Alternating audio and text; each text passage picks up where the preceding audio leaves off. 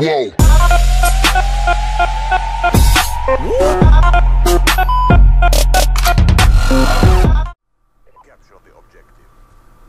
Hi, my name is Q and I play video games. And today, as you guys can see, I got some more Black Ops 2 gameplay for you guys.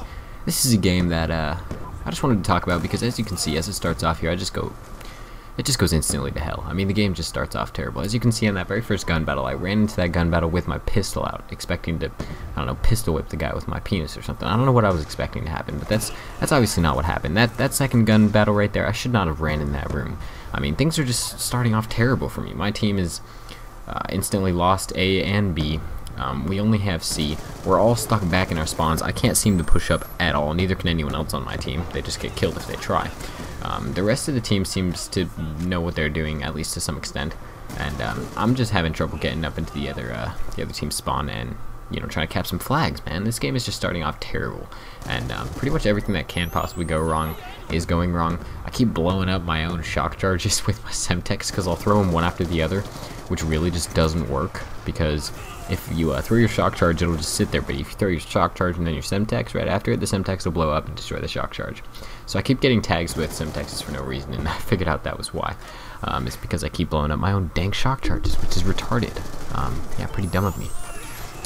But as you can see here, I'm having like tons of trouble pushing up at all, and I'm trying to push up either to flank around to get to B, or to flank into the enemy team spawn and grab A, or whatever kind of strategy I want to go. This is one of those maps where you can actually control A and C without having B and do fairly well. Not a lot of maps are like that, but the way this map is laid out, I actually like this map a lot better than I like most of the other maps. But anyways, the way this map is laid out, you can control A and C and still win the game, whereas most other maps you want to control either A and B or C and B. And then, as you can see here, the guy in the chat, everyone on our team leaves. I'm stuck with like me and 2 other guys on our team, and we have no idea why the entire other team left. And it wasn't because this game was going crappy, because it wasn't going that downhill that fast. I mean, let's be honest here, it wasn't that bad. But for whatever reason, my entire team just decided to ditch. You know, they just said deuces and just left the lobby, which was, well, not the best for us. I'll just say that. It was not the most effective means of taking back this game for our team. Go team, right? But I mean, motivation itself is not going to be enough for us to win this game at this point, because we are being triple capped.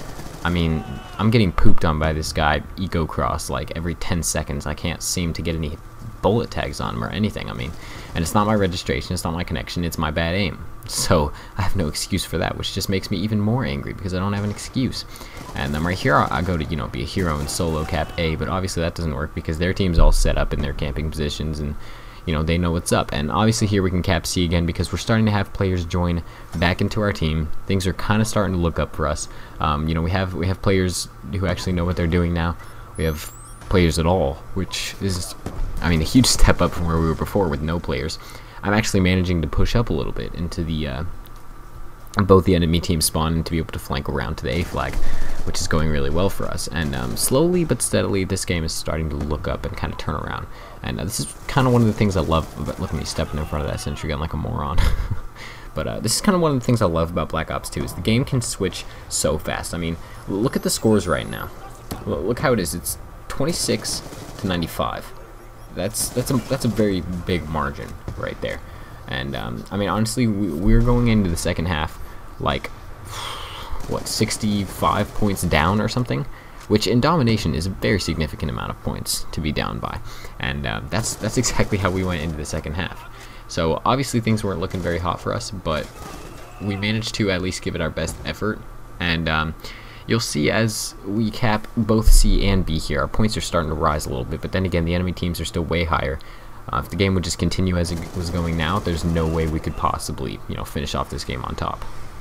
But obviously, it's not for me to give up hope now. I mean, there's so much more I could possibly do in this game. But to be honest, it wasn't seeming very plausible that I could pull this win off. And with the team I had, it seemed like I had decent chances, but I wasn't willing to put money on it. Luckily though, I'm going to be a spoiler alert, although the title of this video probably is a spoiler alert. My team does pull it together and come back, which is actually, it was a fairly substantial sized comeback if you ask me. as we're almost going to the second half here, you know, we were way down as a team, and this is a moment where, especially when you're playing pubs, you kind of have to rely on yourself and your own judgments instead of your team. Whereas in situations where you're with a team of players that you know pretty well, you know, you can just rely on not only your own judgment, but the judgment of your team and your team's communication. So at this point, this is where you kind of have to, well, just go balls out. This is where you just start rushing around the map, getting as many kills as you can, capping as many objectives as you can, but play smart. Don't play like just completely retarded. You gotta play smart, but play tactically and play aggressively. That's really the only way you can come back from a situation like this where you're way down in a domination game. Is you have to get a triple cap for at least a little bit, and we did triple cap eventually. Like I said, it wasn't for very long, but we triple capped for long enough to where our points got high enough to where we could actually come back. And as you can see here, we're holding B and C, or I'm sorry, A and B, which is decent. And then we've pushed the enemy back into what is kind of their spawn, and we're kind of holding them there, which is actually really good. And what we're deciding to do here was, well, what my team is kind of deciding to do without me was triple cap. I didn't want to triple cap at first because I wanted to wait to triple cap until, you know, to see if we could get enough points without it. But then they decided to triple cap anyways. I realized that I could get my Hellstorm missile if I did jump on that flag, so that's what I did. And that with the Hellstorm missile only got me 1 kill. You know, that's a bit more points, closer to my Dragonfire, which I love that kill streak, by the way. That's one of my favorite kill streaks of all time. But as you can see here, we're triple capping, and our points are all of a sudden getting higher. While the biggest thing with triple capping is not only are your points going up like twice as fast as they would normally go, well, not twice, you know, 1.5 times as fast as they would normally go.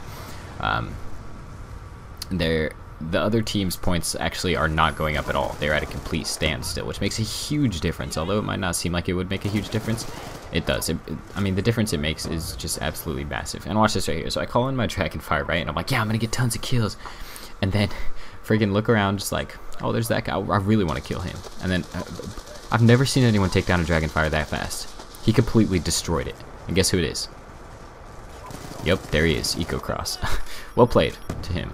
He was actually made this game challenging, but there's this guy tagging up with TBNR. What a boss. But I mean, I've never seen anyone take down a Dragonfire that fast, but it really helps if you have a Dragonfire with a support situation like this where you can keep the flags capped for your team and make sure the other team doesn't really, not only that they don't cap them, but that they don't get anywhere near them, that your team is kind of holding them off still.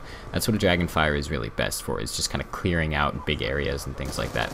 And that guy dolphin dived to who knows where. I have no idea how he somehow, I guess I see it now. He went all the way around me, which I ended up killing him anyways because he's terrible.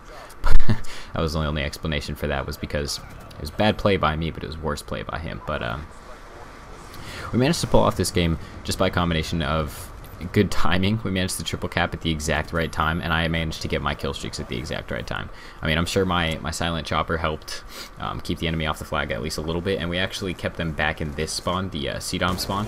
We kept them back here for a substantial amount of time, enough to kind of regroup and refocus, and, you know, kind of focus in on the enemy team, and then keep the flags as well. So I mean, there's multiple ways to kind of clutch and come back from a situation like this, and this was just a combination of, you know, bad players started the game, decent players came into my lobby and helped finish off the game strong, which was exactly what we needed. And I mean, I don't know any of these guys that were in my lobby, but I'm proud of them. I feel a connection with them. We should have bromance. We should touch tips or something like that. Or we could just like high five, but then like hold each other's hands for like 30 seconds afterwards, staring each other in the eye. I don't know, it's just a thought. And we lost A here, but as you can see, my teammates were right there on it, capping A again. We just held that triple cap, and as you can see now, it's 162 to 123, now 165 actually, but we got back ahead, and the range on this vector is ridiculous. I love this gun. But anyways, we got back ahead in the score, and this is where the game really started turning around, because I started getting my kill streaks more often. I wasn't dying as much. The enemy wasn't stopping me from pushing them back into their spawn. I was actually pushing them back fairly successfully, and they were just kind of trapped, being killed by my team. So I'd say I can successfully chalk this gameplay up to good teamwork. And I wish I was playing with people that I knew at the time, but I was just playing with randoms. But good job to them all the same. And you know, like games like this are just so much fun because at the end you feel so accomplished. You just like, it's like GG's all around in your team chat. You just feel like wow, did anyone else see that besides me? That was amazing. But anyways, I was pretty proud of this gameplay. I hope you guys enjoyed it. And as always, guys, my name is Q, and I like to play video games.